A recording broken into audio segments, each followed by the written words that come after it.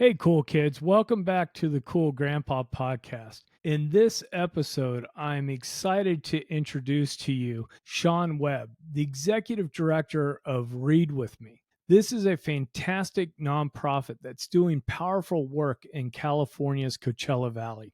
They are placing volunteers, many of whom are retirees, into schools to help children build critical reading skills and confidence. Sean is going to share with us how a little time, attention, and compassion can make a lasting difference in a child's life, and how reading together becomes a bridge between generations. We also discuss the importance of literacy by the fifth grade, share some incredible success stories, and highlight how volunteers just like you are not only helping students, they're also gaining purpose and connection in return. Hey, before we get started, don't forget to swing by the Cool Grandpa bookstore at cool-grandpa.us/shop. Whether you're looking for some fun gear or meaningful gifts for the grandpas in your life, we've got something just for you. All right, without further ado, let's jump into this inspiring conversation with Sean.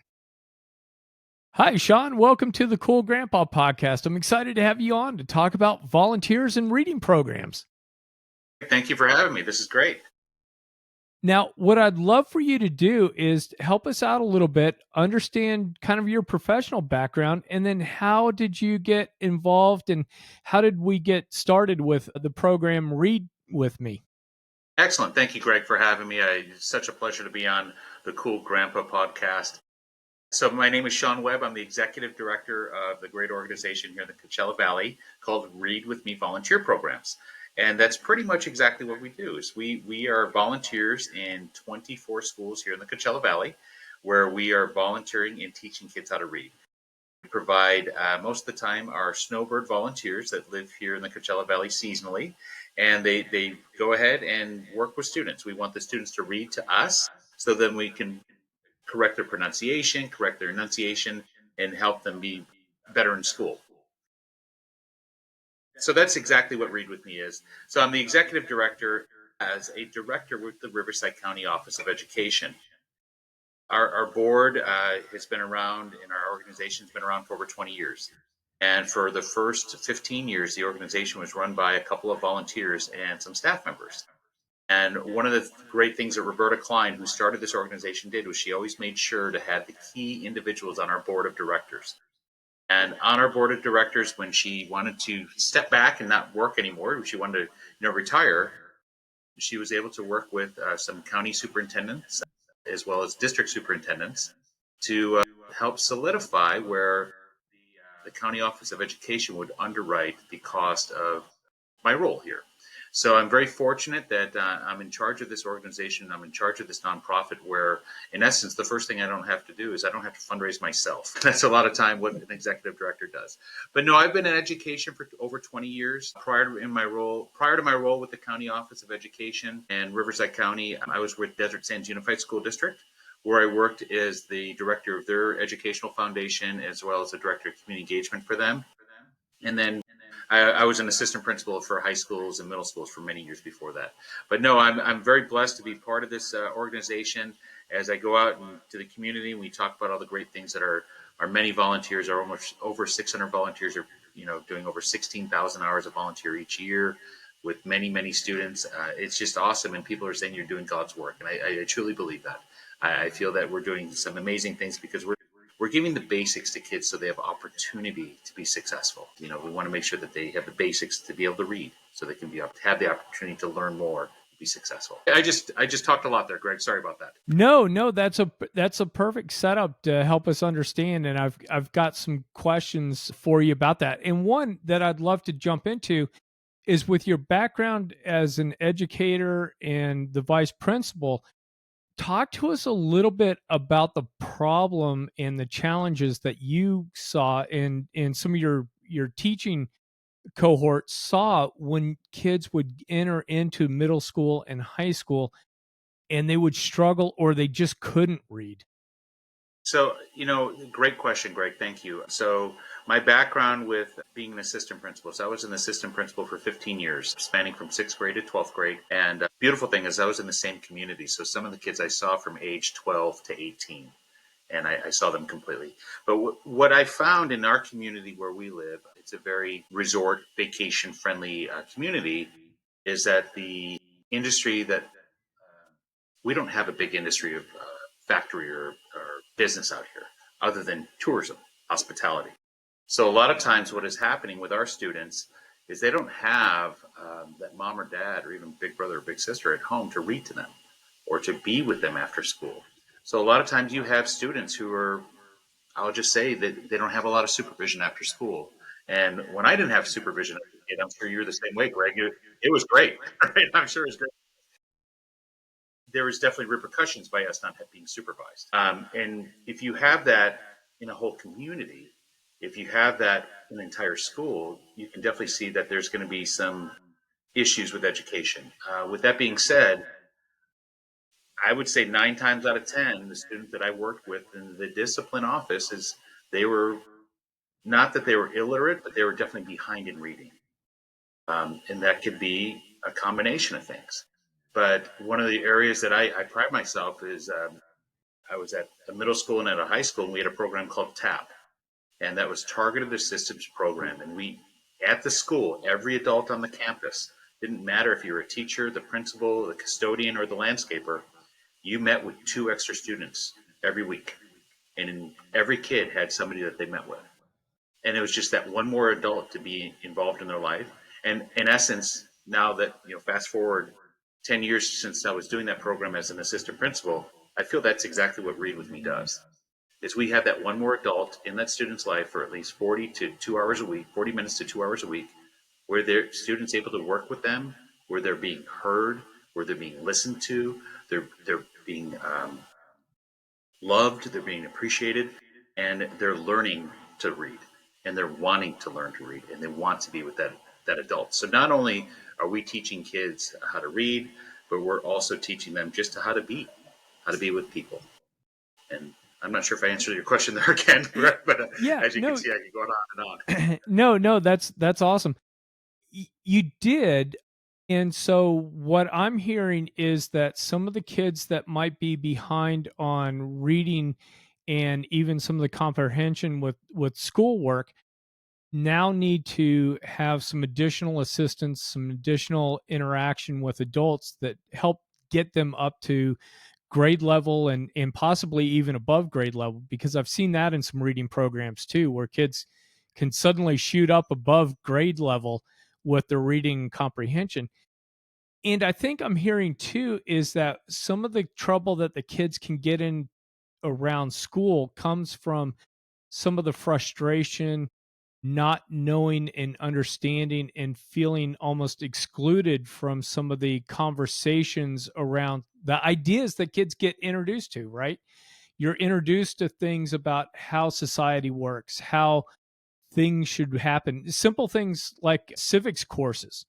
And if you can't read, you can't understand that stuff, then it feels so alien and excluded to you. And I wanted to get your ideas on that. If I'm reading too much into it or if I'm kind of hitting the nail on the head. So, partly in regards to Read With Me, we're very fortunate to be partnered with the Riverside County Office of Education, who I work with. And with that being said, the county has county initiatives, and one of them being the Literacy by Fifth Grade initiative. And the whole premise of that is, um, it'll tell you that you learn to read, so then after you can read, you then read to learn. That makes sense. So you can expand your life, you can expand and have opportunities to move on and so forth. So with what you're saying there, Greg, our goal at Read With Me is to make sure that every kid is at that, everybody gets at least at that same starting line by fifth grade. So they're have that ability to take that opportunity to be successful. I've shared this with in the Coachella Valley, there's 9 cities, and each of the cities they have a grant process, and I have the opportunity to speak with city council people and so forth. And I share with them, and one of the most amazing statistics I'll share with them is that prisons in America are built on the third grade reading rate. I'm not sure if you're aware of that. They build and they supply the amount of beds and ideas, and 15 years from that is based on how many people can't read at the age of third grade. Wow. Because if you can't read, you can't go to McDonald's. You can't drive. It's very difficult to fill up even your gasoline tank. To know which type of gas you're going to put in and so forth. It's a burden. So, and they become a burden. So that's why it's primary that we make sure that we prepare every child so they're at that same starting line as everyone else. Oh, sure. Well, and that's hugely important because it also goes into just being able to assimilate children into the culture so that they have those ideas, that they have a shared background within their communities about, hey, this is who we are, this is how we think and how we interact with each other. Yeah, so that's huge. And tell me a little bit about the demographic information with the kids in your programs. So, as I shared, we're in the Coachella Valley. That's the community around Palm Springs, California, and Southern California here. If you've heard of Coachella Fest or Stagecoach, we are them. We were right there. Our students, their parents work at the Coachella Fest and Stagecoach Festival every year. As I shared, we're very, very hospitality based. We have a lot of resorts, we have a lot of golf courses, restaurants, and so forth. So that being said, a lot of our families, they work multiple jobs to be able to put food on the plate, as well as one of the schools that we just opened up. It's funny. People from the city were shocked that we opened up a school in Palm Desert because primarily we're going to schools where the students are at the low socioeconomic status. We're at the school sites where it's English language learners, and that's in our model. That's in our mission and so forth. Well, surprise, surprise! Right in the heart of Palm Desert, California, which is known for the best golf courses, the most expensive restaurants, and most expensive homes, we're at Lincoln Elementary School. And if you look at the geographics of Lincoln Elementary School, right across the street is a mobile home park that is senior only. And if you look at the addresses of all the students that go to that school, they live there with their grandparents because it's generational. And they live there with their grandparents because exactly what I was saying. Their parents are working 2 and 3 jobs to be able to supply for them. And that's all they can afford is they live there. So our students are English language learners, or 99.9% of that. Our students that I work with are all Title I funded, so they get a form of free and reduced lunch. Every one of the schools out here in the Coachella Valley is. And our students that are, unfortunately, they're traditionally maybe 2 to 3 years behind. One thing I can say in the positive, the students that we are able to work with, last year alone, it was over 4,000 students that our tutors were able to work with individually. Those students, their scores went up at least 60% better than if a student did not have a tutor. And that I have in the data, that I have in the science, and it shows me it works. So as I like to say is when I go out to ask for funding for this program, I just show those and I say, hey, it works. If you want to help us out, this is what's going to happen. Yeah, so it speaks for itself. Oh yeah, anybody with that business background, statistics, whatever you see, when you see what you're describing, sounds pretty much like a hockey stick when it comes to success rate, and people love to support what's already successful. And especially when they know how much, they know it's successful and how much opportunity it's going to provide a child if they can just have the basics to be at that same starting line. Absolutely. Now, I would love you to talk a little bit about how Read With Me addresses both the literacy and the cultural bridging that goes on between the volunteers and some of the population that they're helping. If anything, I'll tell you, we give purpose for our volunteers. A lot of our volunteers, the average age is about 70 years old, if not older. And with that being said, they love coming in and working with children. All of our volunteers have to be fingerprinted, background checked, and so forth. So they're fully vetted to be with children and so forth. But it's fantastic just to see. Like, I was very fortunate. My grandmother lived with me for a lot of my life. And for a lot of these children, yeah, they sometimes have that, but they don't have the grandparents that they have in their lives that I would say are not the same that we have with our grandparents that come in and help out. Our grandparents, they'll go in and speak to them in a different language because they just came from vacation. Or I have a volunteer who just came back from Barcelona, Spain, and he brought a bunch of pencils from that are Gaudi design and brought them for all of his students. And then he had a whole lesson on Gaudi. Our volunteers bring a different aspect. We are called Read With Me. we are very fortunate that our volunteers come from not only reading backgrounds, but they come from we've got some executives from Boeing that have retired that also start a little math program after school with kids. So that's just happening organically.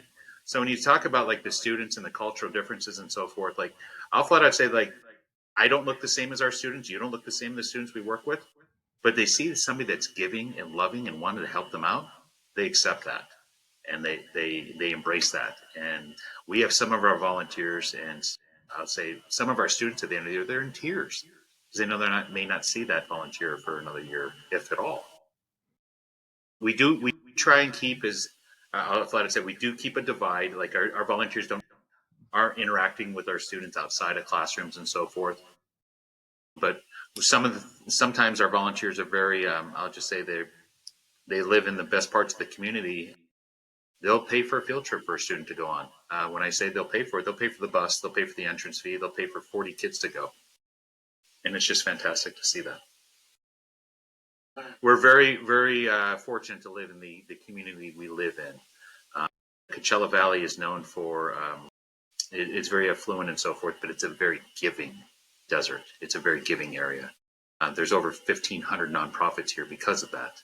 And you may say that that's a lot of nonprofits, but we're able to all do our own thing. When we're doing something great, we get the funds for it. And it's a very good area to be in for that. Oh, that's fantastic. Along those lines, do you have any memorable stories or examples of that mentor-mentee relationship that you could share? Yeah, I obviously I can't go into names and so forth, but I'll Sure. say one of our East Valley schools, there was a student who went through something horrible with their family, where a parent died. They'd become, lack of better terms, they become mute. They had not talked for quite some time. And then after working with the same volunteer for 8 straight months, a couple hours a week, by the end of the school year, the student was able to read. The student was able to stand up in front of the classroom and talk and speak and use full sentences and so forth. So that's one story that comes to mind. This last year at our volunteer appreciation luncheon, I can share about Karen. She's now a college graduate, and she shared her story with us. She had a volunteer in third grade, and fast forward to her senior year, she got a scholarship to go to Whittier College, everything paid for. And when she wrote her college essays and so forth, she wrote about her volunteer that she had in third grade.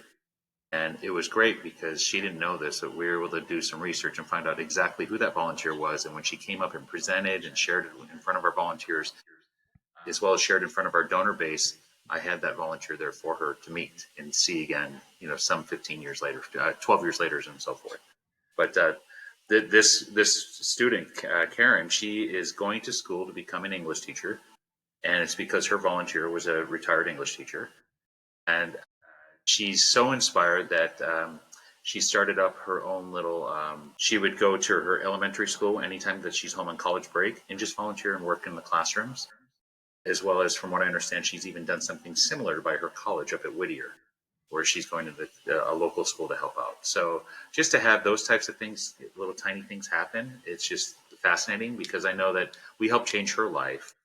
Read with me, our volunteer helped change her life. Now she's going to do the same, and not only in being a teacher, but she's doing it volunteering as a college student, which I think is remarkable. Wow, that's impressive. That kind of an impact that one of your volunteers had on a young student. Sean, can you walk me through a little bit about the process? Like, let's set up the scenarios. I happen to live there. I love playing golf, but I'm not feeling fulfilled. And I see your program, and I want to get involved. Walk me through a little bit about how the volunteers come to you, find you, and then get through the process. So just like you're doing here, Greg, we try to get out in front of people as much as possible. We try to be out on social media. We try and be out in the news and so forth. But the process is we send them to our website. Right on the website it says volunteer here now. You click that. You fill out that basic form. That form is then sent to my volunteer recruitment coordinator as well as my office assistant, who they are able to both see it and they make a determination who's going to call. And then from there, we have that phone call. We have that little phone introduction where Barbara's going to ask you, Greg, what part of the desert you live in, what is your availability like, and so forth. And try and connect the dots, because we have 24 different schools. And so with our schools, we provide transportation with busing and so forth. Some people drive themselves. Some people are able to just walk because they're in their neighborhood. But once Barbara determines that, she hands you off to one of our regional coordinators who oversees that school. And that regional coordinator is literally going to handhold you through the process in becoming a volunteer with the school district, being a volunteer with us, getting your clearances, getting your TB check, all those different things so you can be on campus and be safe with students. And during that whole time, it usually takes anywhere from, you got to love the process of fingerprints. It can be anywhere from 2 weeks to 6 weeks. I've noticed that with our volunteers, with their being senior citizens, sometimes they don't have fingerprints anymore. So we work with that. That is the only thing that really takes the time there. But during that time while we're waiting, we are able to meet here in the office, and we do some virtual training as well as we do regular training, where we, one, how to log into Volunteer Hub, where we log our hours. Two, what are some samples of work that you're going to be with your students and so forth, as well as I have some video scenarios where they can watch as well. But that whole process, after you go through if you take away the fingerprinting and waiting for that, we could have you in a classroom about a week, but then we have to wait for their fingerprints. Then our regional coordinator would sit with you the entire first day or first hour, whatever it is, that first session you're with the students with, and make sure you're kind of there and available. And then our regional coordinator is our staff member. If they have any immediate concerns, they can reach out to them directly, or they can reach out to our volunteer coordinator. So at any given school site, we have anywhere from 20 to 50 volunteers. And the way our kind of our hierarchy, our organizational chart is, we have the volunteer. They can go ahead and meet with the volunteer coordinator, who is also a volunteer that oversees that school site. And then the volunteer coordinator then speaks to the regional coordinator, who's one of our staff members. So we have so there's some training that goes along with that. We handhold the process to get through the fingerprinting and TB and background check and so forth. But all in all, if it weren't for the fingerprinting, you'd be ready to go in a week. But we got to wait for fingerprints and so forth. And I'll tell you, we just had an instance, unfortunate, but also the volunteers going to be back. They had a little run-in with, they're coming back from Mexico, and they brought some medications and so forth that they had some issues with insurance and so forth. But because they had to bring some things maybe they're not supposed to bring, unfortunately, they're not allowed to volunteer. But then 2 weeks later, I just got notification they're all now allowed to volunteer. So we work together with the Department of Justice as well as our school district to make sure our volunteers are able to be in the classrooms. But that was the first time we ever had a notification like that. But it was just like that, and they're gone, and just like that, they're able to come back. So it's a very fluid process once they're in the system. Yeah, and it's great that you know the process works, because it's one thing as a IT guy and now as a teacher myself, it's one thing to whiteboard out like, hey, if this happens, then this happens and this happens. But until you actually kick the tires or you see it in a live setting, it's like, I don't know, does it really work? Did we miss something? Is there a bug somewhere? But I wanted to find out, when you're volunteering, is there a way that these people are able to go, hey, I work really well with elementary school kids, or I work really well with more middle school kids? And then are they also kind of assigned somebody on, I guess, a school year basis, but do they know this? They go to the same class, the same student to work with? So ideally, Greg, we work with elementary schools, so we're up to 6th grade in some of our schools and 5th grade in most of them. In regards to volunteers and wanting to work with their students in the grade level, ideally, we would love to be able to place everybody with the placement they wanted. Number one, we try to place them in the grade level they want. We do a little survey at the end of the season, at the end of the school year, asking how it worked out and so forth. We also talk to our teachers, too, to see if it worked out there. But for the most part, if a volunteer is going to volunteer, it's going to be consistent. Every Tuesday at 1 p.m., I'm going to be there till 2 p.m. Whereas we have some volunteers, I think of Bruce, who goes to Cathedral City Elementary School, volunteers for 2 hours there, takes an hour off to go have his lunch, and then goes over to Agua Caliente Elementary School to volunteer there. So we have some volunteers that go above and beyond, and we have some volunteers that come in 1 hour a week. So we're able to kind of work with their schedule and so forth. Oh, that's awesome.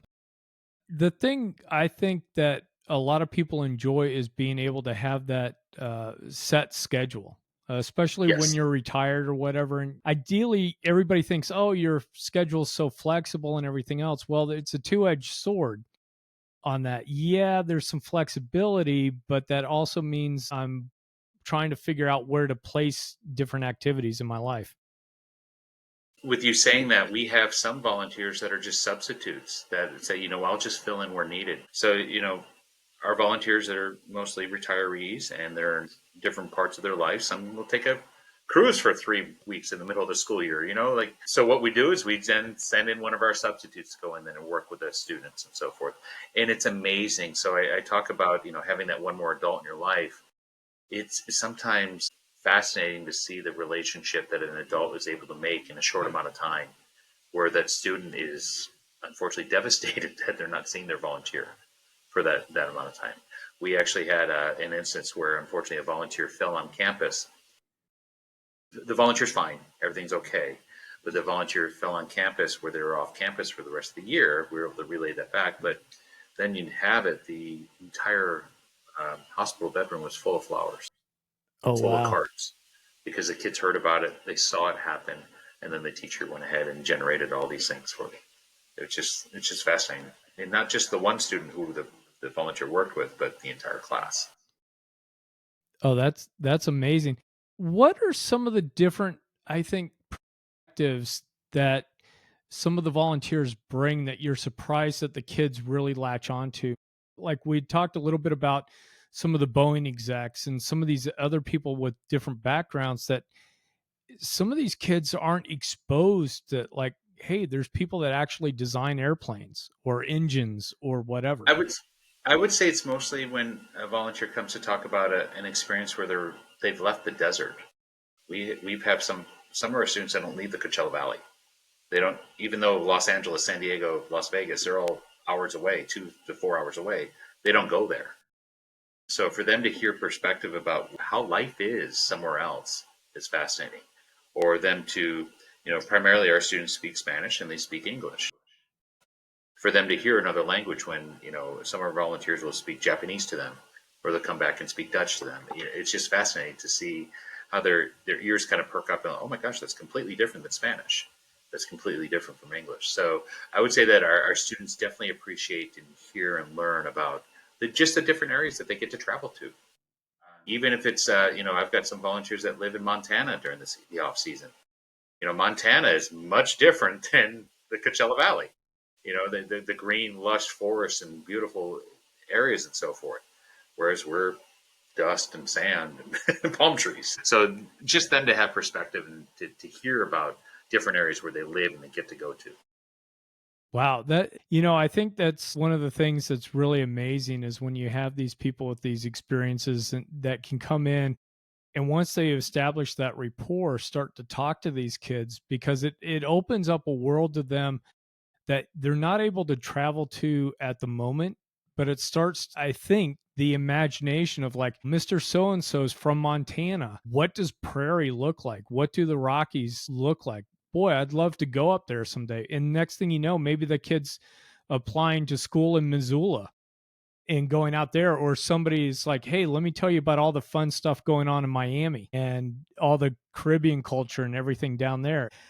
Because I do think that sometimes we do get into our worlds and we're hesitant to leave that. But when you have that opportunity to travel or hear somebody else's perspective, it starts to maybe make you want to achieve a little bit more. Definitely. And one of the things that one of our staff members brought up this year, and we've been promoting it everywhere, is that leaders are readers. So we're trying to instill, them who want to read so they can lead and then make their own decisions on where they want to go on vacation. They can lead and make their own decision on what they want to do as a job or a career. So we tell them that reading is key. And another thing that we've been sharing a lot this year is that we try to have activities outside of the school day for our school sites and our partners, is that books don't run out of batteries. They don't take batteries. So we don't have to worry about that. You don't have to find a charger. Like I got my phone right here charging because I have an opportune moment. You don't have to do that with a book. You can just pick it up and read it and open it and put it back down. Yeah, that's amazing. And I've had that experience in some of the schools where all of a sudden the kids get panicky because their Chrome notebook is about to lose power and they're doing the sprint to the outlet to get it plugged in. And it's like, well, Yep. if you were just reading Moby Dick, you wouldn't have to run across the room to do that. Now, if somebody's a little bit older, maybe they're a little bit hesitant to get in and do some volunteer work. And I know we've talked a lot about it, but what are some of the things that you might say to that person if they're kind of on the fence, or maybe they're a little bit more hesitant to jump in and find a program in their area to volunteer?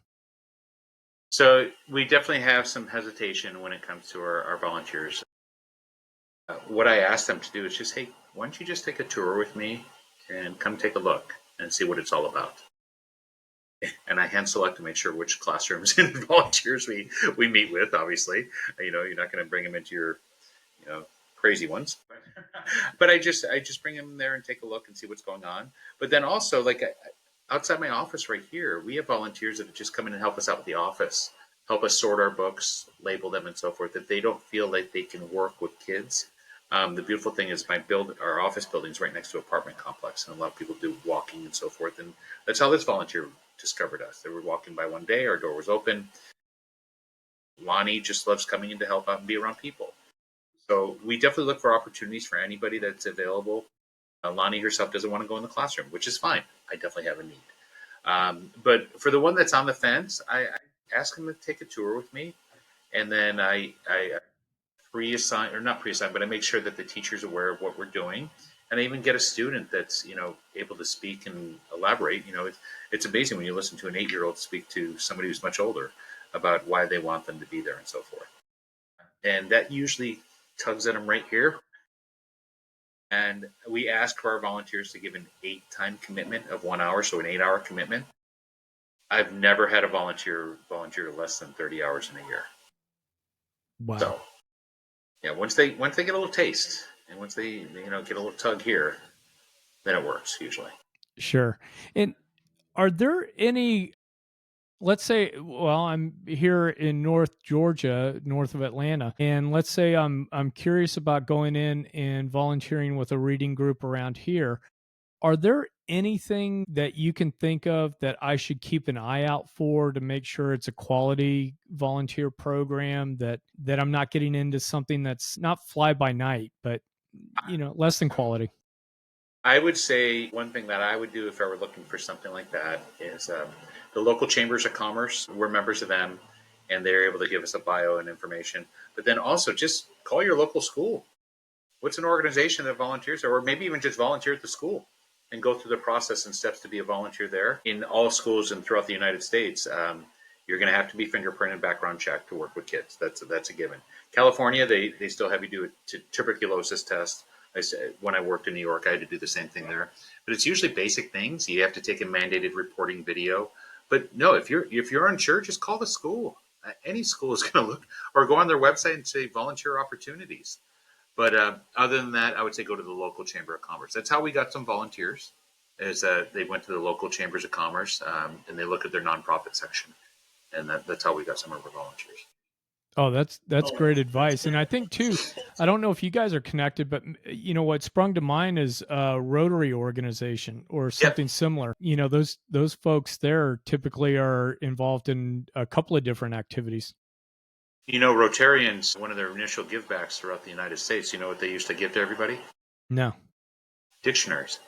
Okay. So during the pandemic, our organization, prior to me working with them, worked with all of the Rotaries out here and said, hey, listen, dictionaries are great, but we need to give these kids books. Dictionaries are all on phones nowadays and so forth. So now all the different Rotarians out here, I said we're in 9 cities out here. There's like 15 different Rotaries that meet for lunch or dinner or whatever. But they all do something in the form of literacy where they're giving books or giving access to like electronic books. Oh, That's pretty fantastic. Yeah. That's awesome. That's awesome. And they're a great source for volunteers too. Oh, sure. Sure. Yeah. I want to ask you too, as we start to wrap this up, with Read With Me, what do you guys have on the horizon? What's kind of on the roadmap for you and the organization?